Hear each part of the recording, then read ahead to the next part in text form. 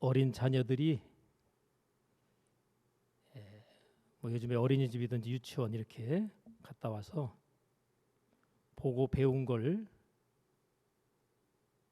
부모 앞에서 이렇게 재롱을 떨면 부모가 굉장히 기쁘고 즐거워합니다. 하나님 앞에서 우리가 어린 아이의 심정을 갖고 하나님 앞에 어떤 말이나 행동이나 이런 것들을 표현할 필요가 있다 이렇게 생각이 듭니다. 우리가 삼위일체 하나님께 고백하고 표현하는 이 고백과 표현이 좀 더 이 시간뿐만 아니라 좀 더 자주 여러분의 삶 가운데서 고백되고 표현될 수 있으면 참 좋겠다 싶습니다. 특별히 성령님을 우리가 즐거움 가운데 환영한다 할 때 성령께서 우리에게 더 많이 더 기쁨으로 찾아오시고 역사하여 주실 줄로 믿습니다. 자, 오늘 말씀의 제목을 우리 한번 같이 읽어보겠습니다. 생명의 근원인 마음을 지키라 이렇게 되어 있습니다.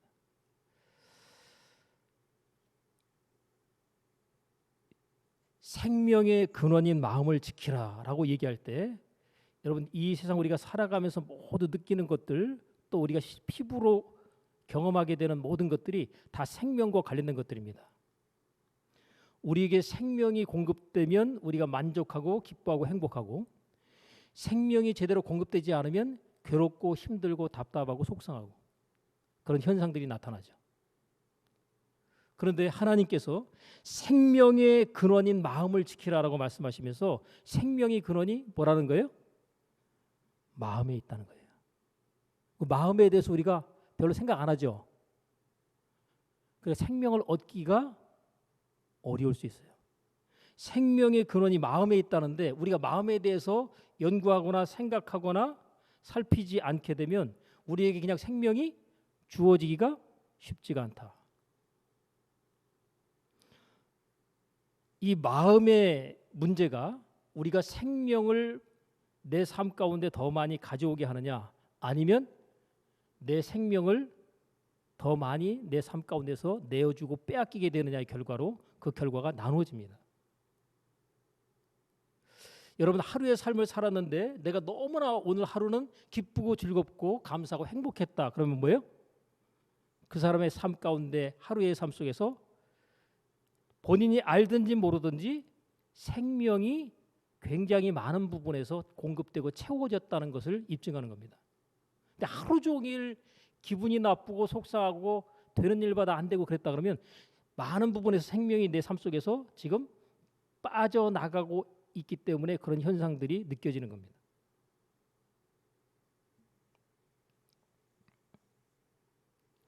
자, 오늘 이 마음의 문제를 통해서 하나님께서 우리에게 주시고자 하시는 은혜와 축복을 우리의 삶 가운데 각자 우리가 믿음으로 깨닫고 취해야 될 줄로 믿습니다.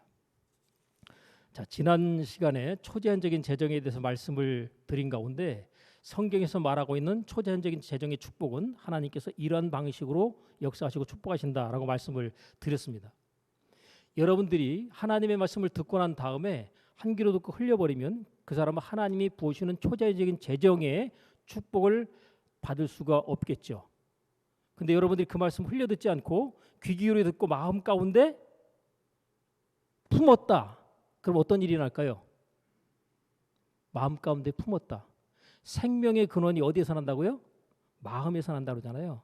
자, 근데 초자연적인 재정에 관한 부분의 말씀을 드렸는데 그 드린 바의 말씀을 여러분 마음 가운데 품었어요. 여러분 품는다는 거는 마음에 품으면 그 마음에 품은 바의 결과가 어떻게 되겠어요? 반드시 결과로 나오게 됩니다. 어미닭이 알을 품었어요. 내버려 두지 않고 품었습니다. 어떤 일이 날까요? 닭에게는 21일이라는 부화의 기간이 지나면 거기서 병아리가 생명이 돼서 나옵니다. 만약에 품어주지 않으면 어떻게 되겠어요? 알을 품어주지 않고 그냥 내버려 두면 그 알은 그냥 골아 없어지는 거예요. 시간 지나면. 근데 품어주면 거기에서 생명이 되어서 나타납니다. 그러니까 우리 마음 가운데 품어진 것들이 뭐로 나타나요? 현실이 되고 결과가 돼서 나타나는 거예요. 그러니까 여러분의 마음 가운데 어떤 것을 품고 있느냐가 그렇게 중요합니다. 근데 나 아무것도 안 품었다. 여러분 아무것도 안 품을 수가 없어요. 좋은 것을 품든지 안 좋은 것을 품든지 모든 사람들이 품게 됩니다.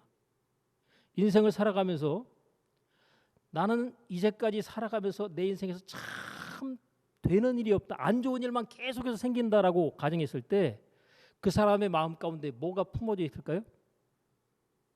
안 좋은 것들이 그 마음 가운데 심겨 있고 품어져 있는 겁니다. 여러분 우리가 이 세상에 태어나기 전부터 모든 것들의 기억들이 다 우리 마음 가운데 저장이 됩니다.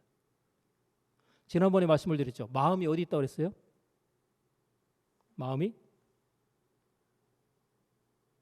마음이니까 여기 있을 것 같죠? 그죠? 여기가 아니라 어디 있다고요? 여기 있다고 그랬죠. 제가 생각을 곰곰이 하면서 정리를 해보니까 이 생각이라고 하는 것이 어디 있느냐? 생각은 어디서 나요? 생각 그러면 여기 머리를 생각하는데 마음 그러면 이 생각은 또 다르게 생각하죠. 그죠? 생각은 여기 있는 것 같고 마음은 여기 있는 것 같아요. 근데 생각과 마음이 다 여기 있습니다. 그래서 생각이라고 하는 것 자체는 유동성이 강하죠. 그죠? 5만 가지 생각이 막 든다고 얘기하는 것처럼 막 생각이 별의별 생각들이 다 들단 말이에요. 그 움직인단 말이죠. 생각은 움직이는 파동 위의 에너지다. 이런 표현으로 말할 수 있고요. 마음은 움직이지 않고 정지되어 있는 가운데 우리 가운데서 계속해서 생명의 근원이 된 결과로서 그것을 결과로 나타내기 위해서 하나님께 역사하시기 위한 그것으로 자리하고 있습니다. 때문에 이 생각이라고 하는 것은 우리가 현재에 생각하고 있는 현재 의식을 말한다면 이 마음이라고 하는 것은 잠재의식, 다른 말로 무의식이라고 표현할 수도 있어요. 이 잠재의식과 무의식 속에는 엄청난 양의 우리가 태어나기 이전부터 태어나서의 모든 정보들이 다 그 마음의 정보에 다 담겨 있습니다. 엄청난 데이터들이 거기 다 들어가 있는 거예요. 근데 우리가 생각지도 못하고 있는 우리의 생각으로 기억이 안 되는 무수히 많은 양의 정보들까지 다 들어가 있습니다. 근데 실제로 이 마음의 영향에 의해서 모든 것들이 움직여지고 결정이 됩니다. 그 사람이 생각이 바뀌면 행동이 바뀌고 행동이 바뀌면 운명이 바뀐다 그러는데 여러분 생각이 바뀌면 뭐에 영향을 끼칠까요? 마음에 영향을 끼칩니다. 그러니까 여러분들이 살아오면서 계속적으로 누적되어 있는 정보들이 좋은 정보와 안 좋은 정보들이 혼용에 섞여 있는데 그 가운데서 잘못된 정보들이 여러분의 마음 가운데 들어와서 그것이 거짓임에도 불구하고 잘못된 것임에도 불구하고 그것이 진실인 양 여러분들이 믿어버리면 그 저장되어 있던 그 무의식과 잠재의식 속에 있는 그것이 여러분의 인생과 삶 가운데 그대로 영향을 끼쳐버립니다. 여러분 사람이 말한 대로 되고 생각한 대로 되고 마음 먹은 대로 되도록 하나님이 그렇게 원리를 만들어 놨어요. 여러분 사람만 말을 합니다. 짐승들이 의사소통에 기본적인 소통을 하지만 그건 말이라고 할 수가 없어요. 하나님께서 말씀하시는 모든 만물을 창조하신 것처럼 사람도 하나님의 형상 따라 지음받았기 때문에 말하는 대로 하나님께서 그대로 되게 하십니다. 사람에 따라서 말한 대로 되는데 좋은 말 해가지고는 잘 안 되는 사람들이 그죠? 안 좋은 말 하면 잘 되는 사람들 있죠. 그죠? 겉봐 내가 말한 대로 그대로 됐잖아. 근데 안 좋은 말 할 때마다 잘 돼요. 그 말한 것이. 왜 그럴까요? 그 사람의 마음 가운데 부정적인 사고와 기억과 마음들이 그 속에 저장이 돼 있어요. 그러니까 그것에 대해서 내가 말하면 이 잠재의식 속에서 그것이 맞다라고 거기에 공감을 해주는 거예요. 그러니까 그 사람이 말할 때 이 잠재의식 속에 부정적인 사고로서 마음 가운데 들어와 있는 정보, 내가 철저하게 믿고 있는 부정적인 그 사실이 그것을 그대로 반영해 주기 때문에 그 말한 대로 그대로 됩니다. 만약에 여러분의 마음 가운데 잠재의식 속에 좋은 정보와 좋은 생각들을 많이 저장을 해두고 있다고 가정하면 여러분들이 말을 하면요, 그것들의 영향에 의해서 그대로 좋은 쪽의 결과가 나타납니다. 그래서 하나님께서 너희 말이 내 귀에 들린 대로 내가 행하겠다 했을 때 여러분이 어떤 말을 하느냐에 따라서 하나님께서 그것에 대한 결과로 나타냅니다. 그런데 우리가 상당히 많은 부분에서 부정적이고 안 좋은 쪽의 말들을 하는 게 익숙하고 습관이 돼 있어요. 여러분, 나쁜 일 하는 것은 굉장히 편하게 할 수 있지만 좋은 일 하려면 굉장히 많이 조심해야 되고 신경 써야 되고 애를 써야 돼요. 그래서 나쁜 버릇은 그냥 쉽게 젖어들지만 좋은 버릇은, 좋은 습관은 굉장히 본인이 노력하고 애쓰고 힘써야 됩니다. 그래서 여러분, 습관이 바뀌면 그 사람의 인생이 바뀐다고 그러죠. 내 인생과 삶 속에서 내가 왜 인생이 안 좋은 쪽으로 흘러갈까 할 때 안 좋은 습관과 버릇이 이미 그 속에 완전히 자리를 잡고 있습니다. 그 안 좋은 습관과 버릇이 뭐예요? 그 마음속에 저장이 돼 있는 거예요. 확실하게. 그 생명의 근원이 거기에서 나오니까 어떻게 되겠어요? 그 사람이 하는 말을 딱 보면 매사에 부정적인 단어와 말들을 쓴다는 얘기는 그 마음속에 부정적인 수많은 정보들로 저장이 돼 있다는 거죠. 여러분이 만약에 나는 부자가 되고 싶다라고 여러분들이 생각을 하잖아요. 그랬을 때 이 마음에서 그래, 넌 부자야 라고 동의를 해주면 어떻게 되겠어요? 그 사람 부자가 되는 겁니다. 근데 난 부자가 되고 싶다 그래도 이 마음에서 저장되어 있는 무수히 많은 정보들이 너는 부자가 될 수 없어, 니까 이게 무슨 부자야, 이래버리면, 동의를 안 해주면 어떻게 되겠어요? 이 사람은 절대로 부자가 될 수가 없습니다. 그래서 부자가 되는 사람은 뭐부터 바뀌어야 된다? 마음이 바뀌어야 돼요. 부자 마인드로 마음이 바뀌어야 됩니다. 이 마음을 안 바꿔놓고 나면 절대로 그 사람은 부자가 될 수가 없어요. 근데 만약에 이 사람이 자기 마음 가운데 저장되어 있던 나는 부자가 될 수 없다라고 하는 그와 같은 생각과 사고로서의 저장되어 있는 그것을 생각을 딱 바꿔서 나는 부자가 될 수 있다라고 해가지고 이 마음속에 저장되어 있는 이 정보와 데이터를 갖다가 수정하거나 바꿔버리면 어떻게 되겠어요? 마음이 바뀐 거죠. 그죠?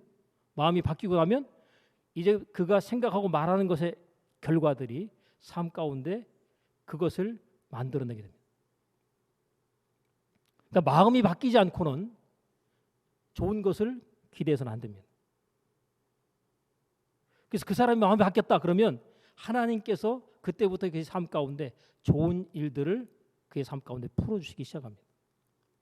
만약에 내 인생과 삶이 굉장히 내가 바라고 원하는 대로 되어진 것이 아니라 오히려 안 좋은 쪽으로 흘러가는 어떤 그런 경향성이 있다고 하게 되면 여러분들의 마음을 점검하셔야 돼요. 내가 지금 잘못된 생각을 바탕으로 해서 내 마음 가운데 많은 부분 저장해 놓은 부정적인 것들이 있지 않을까. 특별히 여러분들이 마음 가운데 상처받은 기억들이 여러분의 그 마음 가운데 저장이 돼 있을 수 있겠죠. 내가 원치 않지만 살아오면서 경험한 모든 부정적인 것들의 경험들이 마음 가운데 상처가 될 수 있는데 상처 없는 사람은 있다 없다? 없다. 내가 원하지 않았던 부분의 모든 경험들을 통해서 상처들이 있게 되는 그 상처들이 마음 가운데 그대로 있는데 이 상처가 치유되지 않으면 그 사람의 인생과 삶이 풀어지지 않습니다. 풀려야 돼, 반드시. 이 상처에 대한 부분이 정리되고 풀리려면 이 상처는 반드시 마음 가운데 이 죄책감과 관련된 부분, 죄와 관련된 부분으로 연결되어 있습니다. 내가 가해자든지 피해자든지 어떤 입장에서든지 가해자라면 이 마음 가운데 있어서 죄책감이 있어요. 다른 사람에게 해를 주고 피해를 줘서 고통을 줬다. 근데 그 죄책감으로부터 자유하고 벗어나지 않으면 그 인생과 삶이 풀리기가 어렵습니다. 가해자 입장에서. 근데 피해자 입장에서는 어때요? 상처를 받았어요, 누군가에게. 그럼 어떻게 돼요? 이거 어떻게 해결이 되겠어요? 마음 가운데 내가 상처를 피해받은 피해자로서 많은 부분에 상처를 받았어요. 누군가로부터. 이건 반드시 용서로 처리해야 됩니다. 용서하지 않으면 벌을 누가 받아요? 내가 받습니다. 그래서 나에게 상처와 고통을 준 사람을 갖다가 내가 용서로 처리하지 않으면 그 사람의 마음 가운데 그 상처는 더더욱 자기 자신의 인생과 삶을 파괴하고 무너뜨리면서 생명이 내 삶 가운데 들어오지 못하도록 할 뿐만 아니라 무수히 많은 생명이 내 인생에서 계속해서 빠져나가게 만드는 그런 현상들이 나타납니다. 때문에 하나님께서 우리에게 왜 용서하라고 하시는지, 왜 감사하라고 하시는지, 이게 전부 생명을 원수마귀에게 빼앗길 것이냐, 아니면 내 삶 가운데 양으로 생명으로 깨도 생명을 풍성하게 오신 예수님의 말씀처럼 생명을 내 삶 가운데 풍요롭게 내가 가져오게 할 것이냐, 이걸 우리가 선택해야 된다는 것이죠. 때문에 부자 마인드를 가지면 여러분은 어느 순간부터 부자 됩니다. 근데 여러분이 현실적으로 상황을 딱 보면 여러분이 부자라고 생각되어지면 한번 손 들어보세요. 난 부자다. 예, 손이 올라가는 사람이 부자 될 가능성이 굉장히 높은 거예요. 나는 부자다. 여러분, 내가 부자라고 인식을 하고 그것을 고백하고 표현을 적극적으로 하잖아요. 그럼 마음이 바뀌어요. 지금 내가 남들이 볼 때 또 내가 볼 때도 부자가 아니에요. 근데 나는 부자다라고 하는 마음으로 마음 정리가 싹 돼야 됩니다.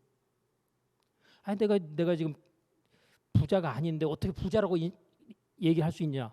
이거 거짓말하는 거 아니야? 이걸 원수마귀가 굉장히 잘 소용합니다. 여러분, 거짓말하는 게 아니라 뭐예요? 내가 그것을 바라보고 믿는 거예요. 예? 여러분, 문제 가운데서 문제를 보면 문제 속에서 헤어나오지 못합니다. 그런데 문제 가운데서 해결된 결과를 갖다가 여러분이 바라보잖아요. 어떻게 되겠어요? 믿음은 바라는 것들이 실상이 됩니다. 바라보는 것이 그대로 결과로 나타나는 거예요. 그것이 빨리 나타날 수도 있고 필요하다면 조금 시간이 더디 걸릴 수도 있지만 분명한 것은 내가 바라본 것은 반드시 믿음으로 바라본 것은 반드시 그 결과가 나의 삶 가운데 나타나게 된다. 그래서 여러분, 말과 생각, 마음은 다 이게 영적인 부분의 영역입니다. 말, 생각, 마음 다 영적인 부분의 영역이에요. 우리가 육체를 입고 있지만 영적인 부분의 영역에서 말과 생각과 마음이라는 것들을 사용하면서 우리가 살아갑니다. 그 가운데서 가장 중요한 게 뭐겠어요? 당연히 마음이죠. 여러분이 아무리 말을 해도 원하는 대로 되지 않을 때는 그 이유가 마음에 문제가 있는 거예요. 근데 마음에 있어서 이것이 확실하게 정리가 바로 돼 있는 사람이 그 사람이 생각하고 말하잖아요. 말한 대로 됩니다. 여러분, 예수님께서 하나님의 아들을 우리 가운데 찾아오셨죠.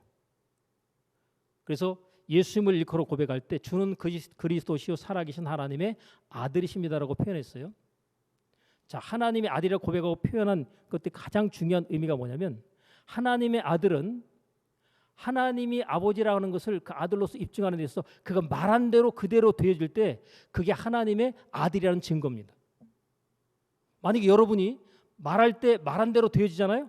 하나님의 아들이라는 증거를 하나님께서 입증해 주시는 거예요. 그래서 하나님 아버지께 예수님께서 기도하실 때 보면 그냥 교제하는 소통의 기도 또 간구하는 기도 이런 기도를 갖다가 하셨다면 실제의 삶 속에서는 어떻게 하느냐? 실제의 삶 속에서는 기도를 안 해버립니다. 그냥 말해버려요. 여러분이 하나님 앞에 기도할 때는 기도를 하시고 엄청난 얘기지만 그냥 하시고 여러분의 삶 가운데서 어떤 문제가 생겼다 그러면 그 문제를 향해서 그 문제가 여러분이 원하는 대로 풀어지고 정리되고 해결되라고 명령하시고 선포를 해버리시면 어떻게 되겠어요? 하나님의 아들이면 반드시 그 증거의 결과가 말한 대로 생각한 대로 마음먹은 대로 됩니다. 이게 영적인 세계에서는요, 말하면 말한 대로 결과가 나타나고 생각하면 생각한 대로 결과가 나타나고 마음 먹으면 마음 먹은 대로 되는 거예요. 여러분 우리는 지금 물리적인 어떤 이렇게 힘을 입어서 장소를 이동하잖아요. 그죠? 영적인 세상은 어떨까요? 여러분이 딱 생각하잖아요. 내가 어디로 가야 되겠다. 그럼 어떻게 되겠어요? 여기서 그 장소로 그냥 이동이 돼버리는 거예요.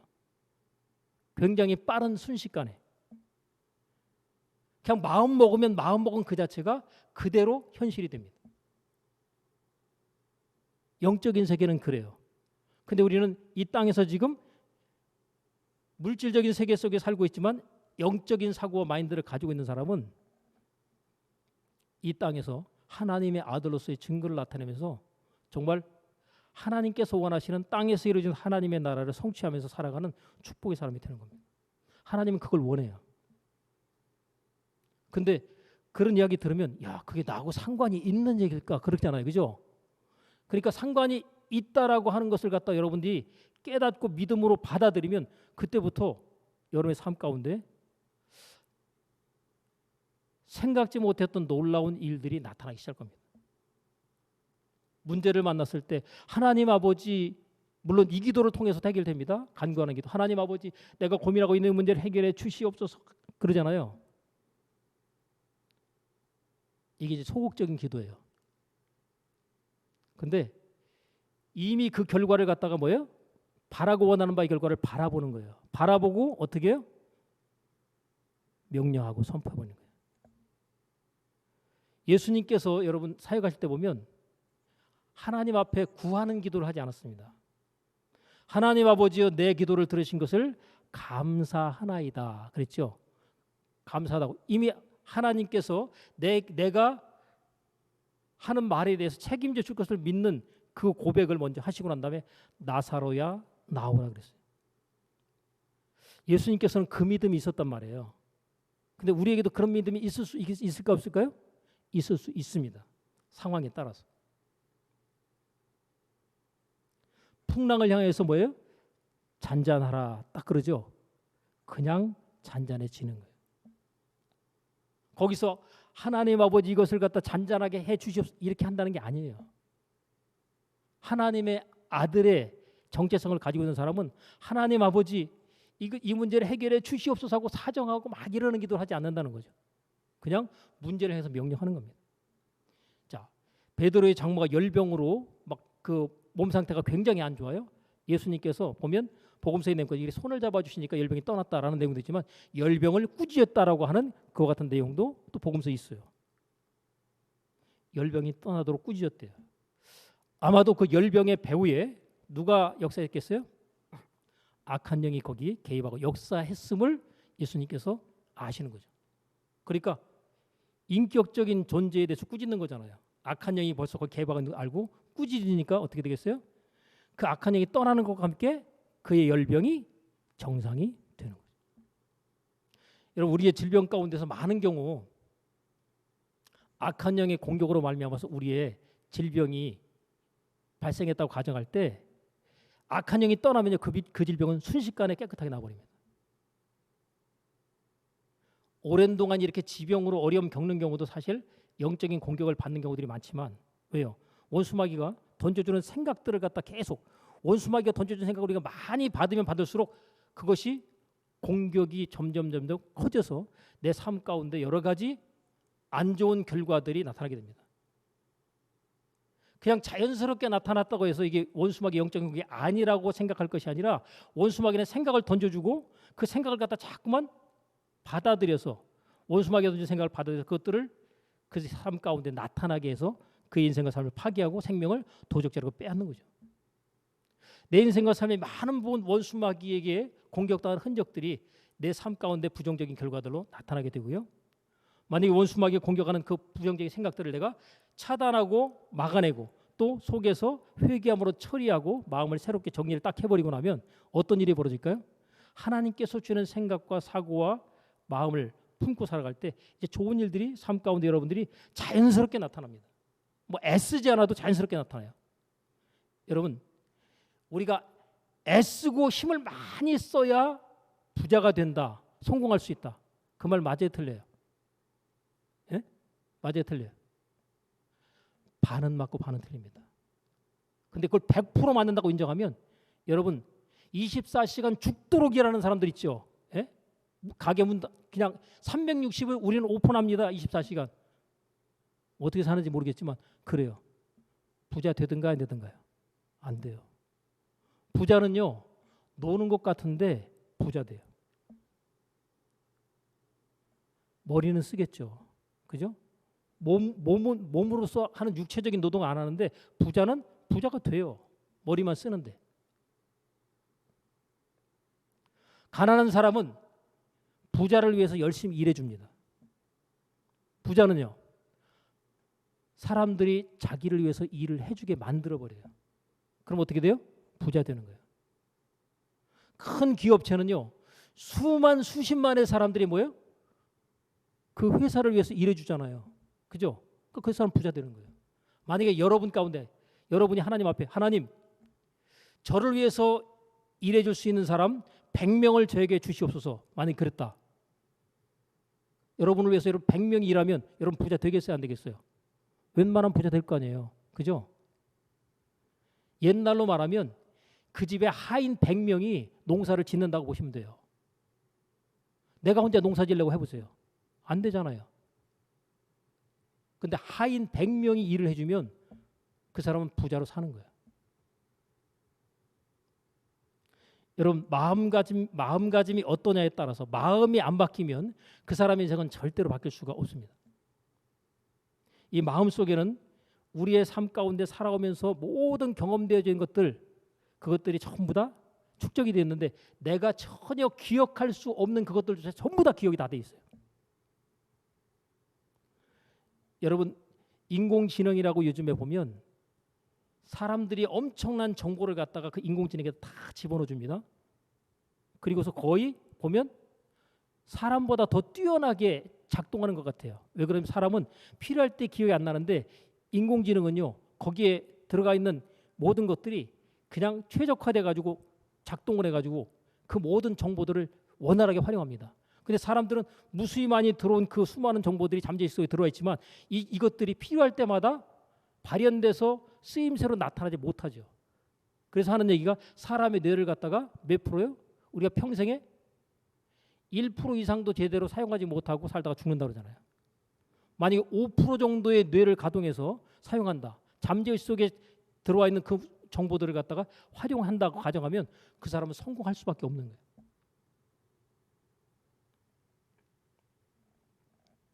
그래서 여러분 부자의 마인드를 가진 사람은 지금 현재 남들이 볼 때 가난해요. 근데 가난함에도 불구하고 나는 부자라고 생각을 해요. 나 부자야. 너 가난하지? 아니 나 부자야. 또라이래. 네가 무슨 부자야. 이렇게 얘기할 수 있지만 이 사람이 부자라고 말하면서 말하는 순간부터 시작해서 그 사람은 부자를 향해서 점점 바뀌어져 갑니다. 여러분 그 사람이 부자의 마인드를 가지면 그 사람이 부자가 될 수밖에 없도록 모든 상황들이 그 사람에게 다 끌려옵니다.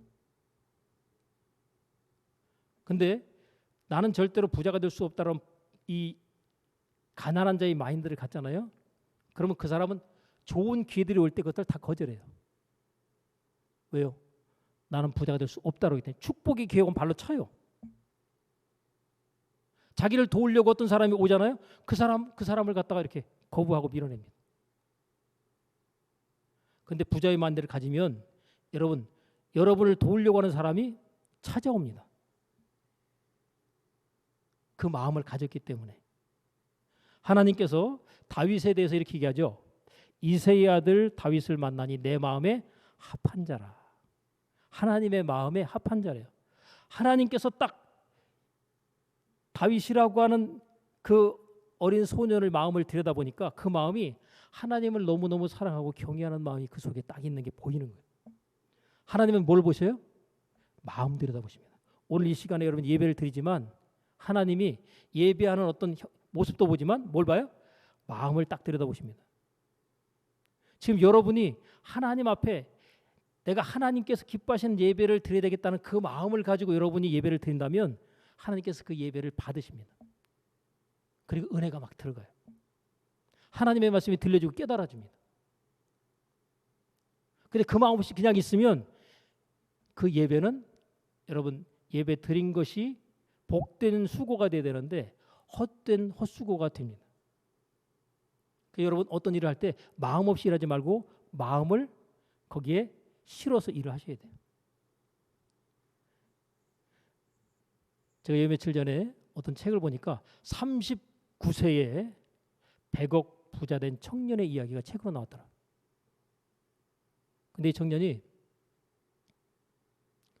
아버지가 사업을 실패해가지고 고등학교 다니다가 그만뒀어요. 그리고 돈벌이 하기 위해서 집에서 가출해서 나왔나 해가지고 그냥 밑바닥의 삶을 삽니다. 그러니까 중졸이에요.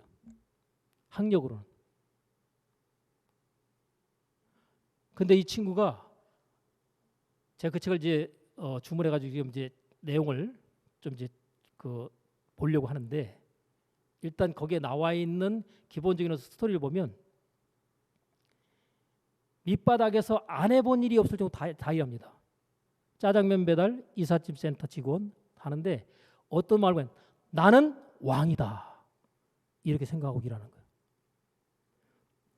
밑바닥에 살아면서 나는 왕이다. 얼마나 일을 열심히 하면서 자기는 왕이라고 자기를 갖다가 인식하면서 했던지 간에 이삿짐 센터 직원이 그 주인이 하는 얘기가 야 너는 진짜 너처럼 이렇게 일 잘하는 애는 내가 세상에 처음 봤다 할 정도.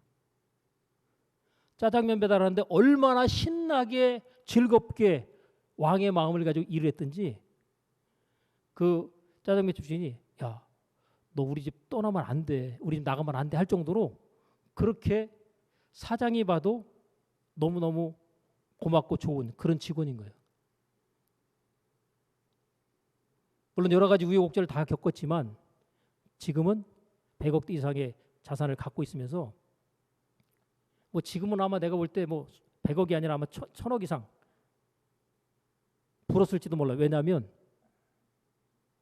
그때가 10년 전 밑으로 거슬러 내려가니까.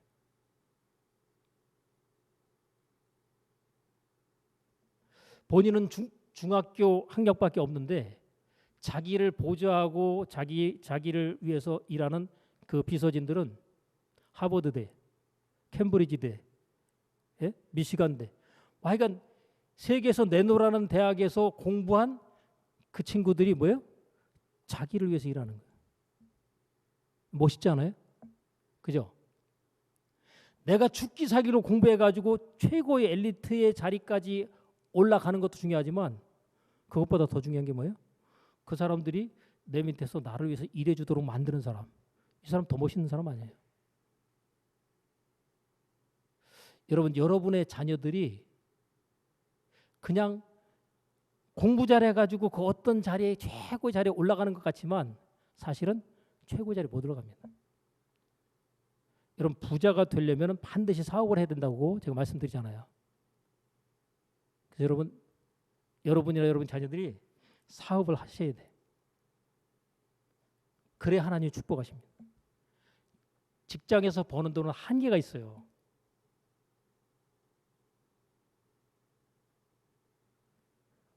사업하라 그러면 여러분들이 나 직장 어떻게 그만두냐 굉장히 부담스럽잖아요.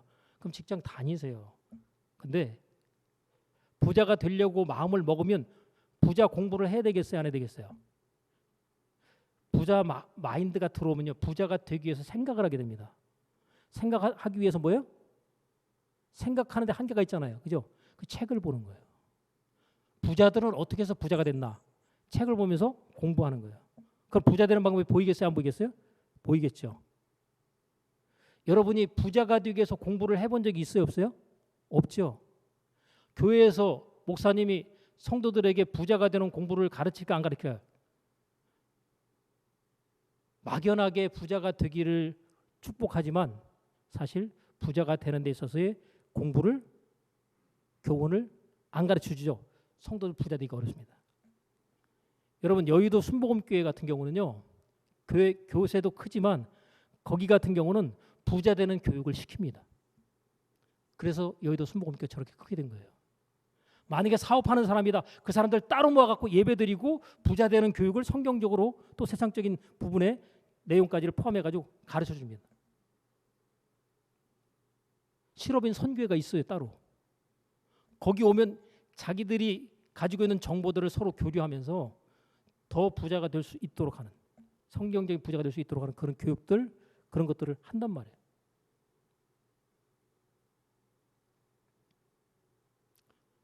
제가 본 그 책에서 인상적인 부분이 뭐냐면, 여러분 성공을 하기 위해서는 내가 사업을 할 수도 있지만, 그죠? 내가 사업을 부득이 하기 어렵고 내가 직장을 다닐 수밖에 없다면 어떻게 하면 여러분이 사업 마인드를 가지고 사업하는 자가 될 수 있겠어요? 사업을 최고로 잘하는 사람 있죠? 그 사람 회사에 예를 들어서 주식을 딱 사면 뭐 하는 거예요? 여러분도 사업주가 되는 겁니다. 그래요, 안 그래요? 예? 아니 최근에 삼성에서 주주총회 한다고 여기 그 수원에서 했더라고요. 근데 나와 있는 뉴스 기사 보니까 주식 하나 사는 사람도 거기 참석했더라고. 주주총회. 어떤 엄마는 자기 애가 주식 10개도 안 샀는데 애를 데리고 교육상 주주총회 참석을 시켰어요. 내가 볼 때 그 아들은 틀림없이 부자 됩니다. 여러분 삼성에서 하는 주주총회에 한 1000여 명 내외로 이렇게 참석했는데 거기에 엄마가 어린 아들을, 예? 이제 초등학교 들어갔을까 말까 그 아들을 주주총회에 참석을 데리고 갔어요. 왜? 당연한 주주 자격으로. 엄청나게 많은 주식 가운데 한 주식 10주 샀는데 그게 뭐예요? 내가 이 회사의 주인이라는 거예요.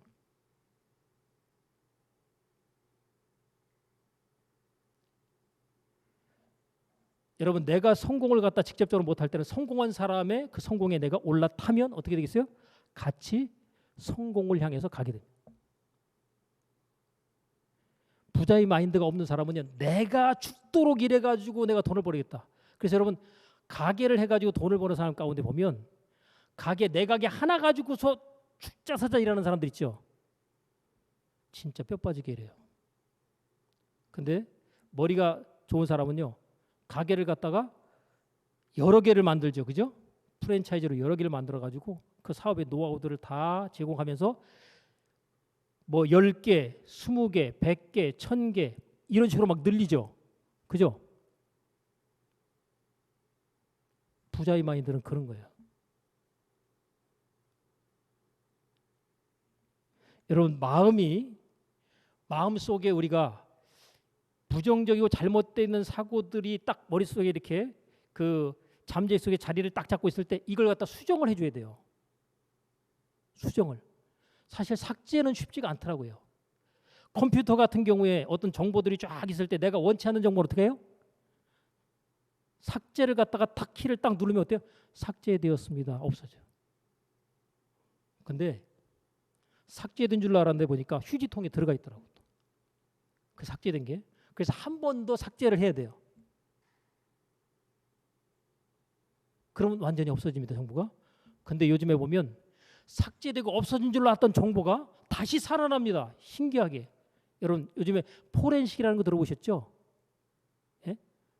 전화 통화하고 뭐 거기 메모 남겨놓은 거 전부 다 기록돼 있잖아요. 다 삭제를 내가 했는데 그거를 다시 살려내는 기능이 있어요. 또 없어진 줄 아는데 그게 있어요. 여러분이 한 말이요, 그 없어졌을까요? 여전히 살아서 있을까요? 다 있습니다. 그래서 부정적이고 안 좋은 말들에 대해서 여러분들이 취소를 하셔야 돼요. 하나님 앞에 회개하는 것들이 잘못된 말과 행실들에 대한 것들을 정리하는 겁니다. 그럼 하나님께서 정리시킵니다. 삭제되었다라고 하나님 인정해 주시는 게 바로 그겁니다. 우리가 죄를 졌지만 그 죄에 대해서 회개하면 하나님께서 삭제되었다라고 인정해 주는 거예요. 중요한 것은 하나님이 삭제되었다라고 얘기해 줘도 내가 안 믿어버리면 삭제가 안 됩니다. 내가 믿을 때 삭제 효과가 나타나는 거예요. 하나님께서 나 곧 나는 나를 위하여 내 허물을 도말하는 자니 내 죄를 다시 기억지 아니하리라. 하나님이 내 죄를 다시 기억지 않겠다라고 말씀하셨어요. 진짜 회개했다면 여러분 더 이상 죄책감을 가질 이유가 없는 거예요. 하나님이 네 죄를 기억하지 않겠다는데 하나님은 기억 안 하고 있는데 내가 기억하고 있다? 이건 하나님의 말씀을 정면으로 거부하는 거죠. 그대로 믿으셔야 돼요. 예수님께서 채찍의 말씀으로 너희가 나음을 입었다. 그러면 내가요 지금 아파도 나은 거예요? 안 나은 거예요? 나은 거예요. 왜요? 하나님이 말씀하셨다니까. 이미 너는 예수님께 채찍에 마신 그 사건에 대한 결과로 너는 질병으로부터 노임과 자유함을 얻었다라고 말씀을 해주셨기 때문에 그 말씀을 내가 믿음으로 바라보고 그것을 감사함으로 고백하면 하나님께서 언제 치유되냐 싶을 정도로 치유가 되는 거예요. 제가 어제 잠깐 어떤 영상을 보니까 어떤 젊은 예수 믿는 청년이 뭐 고기를 좀 이렇게 구워가지고 뭐 연탄 무슨 고기를 연탄에다 구운 무슨 고기를 해가지고 그걸 구워가지고요 이 노숙 생활하는 사람 찾아갔더라고요. 보니까 찾아가가지고 그걸 주니까 굉장히 고마워해요. 막 고기를 주면서 드시라고 그러니까. 예수님에 관해서 들어보셨냐고 그러니까 아유 제가 무슨 예수님에 다 알겠습니까? 뭐 그러니까 그 청년이 근데 몸이 좀 아파 보신다 그랬더니 아프다고. 뭐 중학교 때 뭐 운동하다 다친 다리가 지금도 여전히 아프고 뭐 그냥 허리가 아파가지고 막 그냥 몸을 가누기도 불편하고 힘들다고. 그러니까 제가 한번 기도해도 될까 그랬더니 해달라고 그럴까요? 하지 말라고 그럴까요? 여러분 아픈 사람에게 기도해 주겠다 그러면요 해달라고 그래요. 특별히 만약에 여러분 의사가요 환자에게 손 한 번 잡아주잖아요. 효과가 엄청나대요. 손 잡아주는 의사 여러분 보셨어요? 찾아보기 쉽지 않을걸요?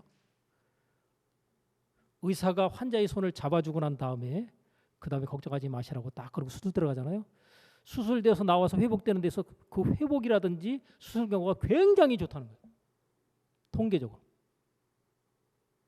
그러니 아픈 사람 기도제기 할 때 기도 부탁하니까 당연히 해달라고 부탁하죠. 기도를 그 청년이 딱 해주더라고. 예수님의 이름으로 아픈 통증과 부위 떠나가게 해달라고 그렇게 짧은 시간이지만 기도를 했어요. 그러한 다음에 일어나 보세요. 딱 일어나던 이 사람이 신기하다는 거예요. 안 아프대요. 아픈 게 하나도 없대요. 나 이런 거 안 믿는데? 나 이런 거 안 믿는데? 근데 몸은 나 있어요. 예수님께서 우리의 죄를 십자가에 죽으시고 부활하신 예수님께서 선생님을 고치시고 치료해 주신 겁니다. 처음에는 막 이 청년한테 막 고맙다고 막 그러는데 예수님 감사합니다 한번 해보세요. 예수님 감사합니다 딱 고백하더라고요. 나 이런 거 안 믿는데 아픈 게 싹 없어져 버렸어요. 그 짧은 순간에. 이 실제입니다. 그 청년은 하나님의 아들의 마인드를 가지고서 기도한 거예요. 기도할 때 하나님 아버지 고쳐주시옵소서 그런 기도 했겠어요? 그건 아들의 정체성을 가지고 있는 사람은 그런 기도하는 게 아닙니다. 그냥 말하는 거예요. 말하면 말한 대로 됩니다. 왜요? 이 잠재의식 속에 나는 하나님의 아들이라고 하는 정체성이 딱 자리 잡고 있기 때문에 그 사람은 말하면 말한 대로 되는 거예요. 그러니까 이 마음만 고치면 여러분이 기도하고 구한 것은 받은 줄로 믿으라. 그러면 너에게 그대로 되리라. 하나님이 왜 이런 말씀을 하셨지? 이게 현실적으로 가능할까? 여러분 우리가 생각하는 차원에서의 생각으로 생각하면 그게 말이 안 되는 것 같죠? 영적인 세계에서는 아까 뭐랬어요? 말한 대로, 생각한 대로, 마음 먹은 대로 그대로 된다. 여러분, 여러분의 마음 가운데 잘못되어 있는 것들을 갖다 수정하십시오. 이게 잘못된 것이 들어왔다. 그래서 여러분, 우리는 잘못된 것을 갖다 계속해서 반복적으로 학습을 받아온 경우들이 많아요. 여러분이 오늘 이후로부터 예를 들어서 나와 나의 자녀들은 이제 부자로서 하나님께서 이 땅에서 이룬 하나님의 나라를 위해서 사용되고 쓰임하는 축복의 가정으로 삼으시고 쓰실 것이다. 이 마음을 여러분들이 먼저 품고 나가시면 그때부터 하나님께서 여러분의 삶 가운데 신기한 일들이 나타나게 하시기 시작합니다. 신기한 일들이. 왜요? 마음이 바뀌었기 때문에. 마음이 안 바뀌면 하나님께서 그 어떤 일도 못 하십니다. 여러분, 마음이 바뀌면 잠재의식이 바뀐 거잖아요. 잠재의식에서 부정적인 것들이 긍정적으로 바뀌었잖아요.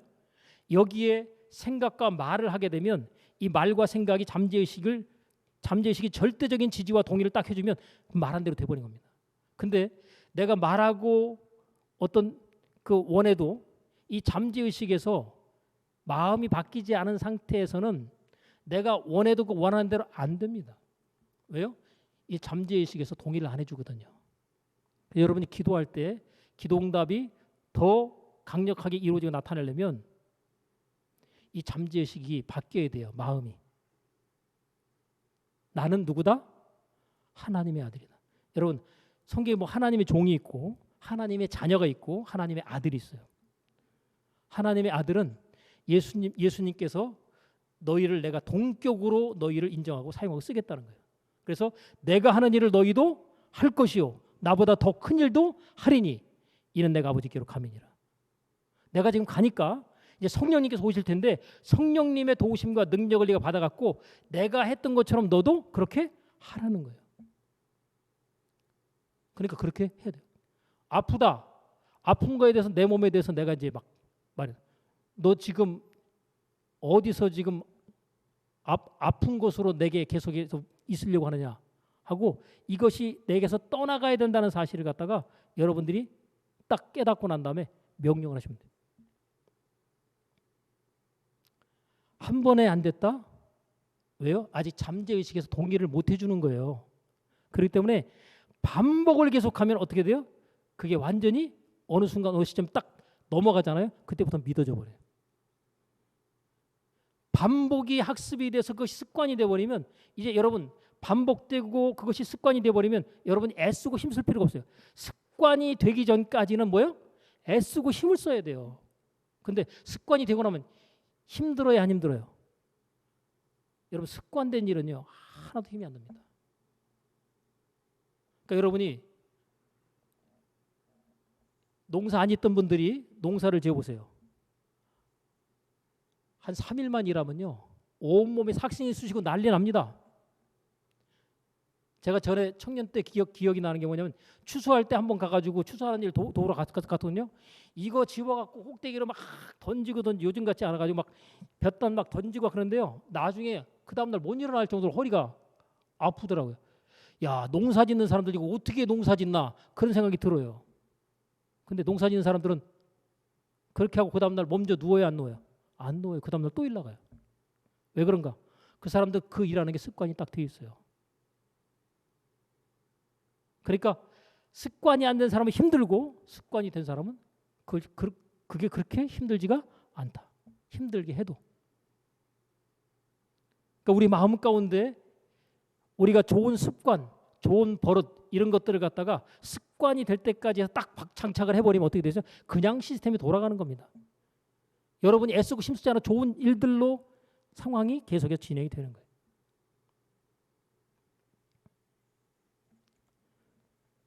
자, 여러분의 마음 다시 한번 정리하셔서 내 마음 가운데 부정지고 잘못된 것들이 자리하고 있다면 이것들을 여러분들이 바로잡으시고 정리하셔서 하나님께서 기뻐하시는 것들을 생각하고 그것들을 마음 가운데 품고 왜곡되고 잘못된 기억들이라는 걸 바로잡고 수정해가지고 좋은 쪽으로 하나님의 말씀에 합당한 쪽으로 정리하고 바로잡아 나가시면 하나님께서 여러분의 삶 가운데 마음속에서 좋은 것들로 생명이 넘쳐나게 하시는 그런 역사가 있습니다. 예수님께서 하나님의 아들로서 우리에게 오신 이유와 목적, 내가 양들로 생명을 얻게 하고 더 풍성히 얻게 하기 위해서 내가 왔다. 이 목적이 우리의 삶 가운데 이루어지기를 소망하면서 하나님, 내 마음과 생각이 하나님의 은혜 안에서 새롭게 바뀌고 정리되게 하옵소서. 이것을 여러분들의 마음 가운데 기도의 제목으로 삼으시기 바랍니다. 기도하겠습니다. 하나님 아버지,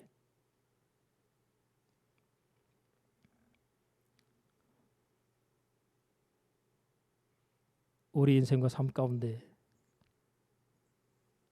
일어나는 좋은 일들과 안 좋은 일들의 반복되는 상황들 속에서 이것이 어떠한 이유로 나의 삶 가운데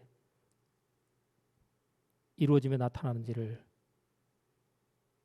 생명의 그런 데는 마음의 부분을 들여다봄을 통하여 우리로 깨달아 알게 하시고 우리의 마음을 새롭게 하고 우리의 마음을 잘 지켜냄을 통하여 또 하나님께서 우리의 삶 가운데 이루시기 원하시는 바의 것들을 마음 가운데 소원으로 받아들여 품음으로 말미암아 하나님이 행하시는 일의 아름다운 역사들을 우리의 삶 가운데 우리로 이루며 나타내게 하여 주옵소서. 예수님의 이름으로 기도합나이다. 아멘.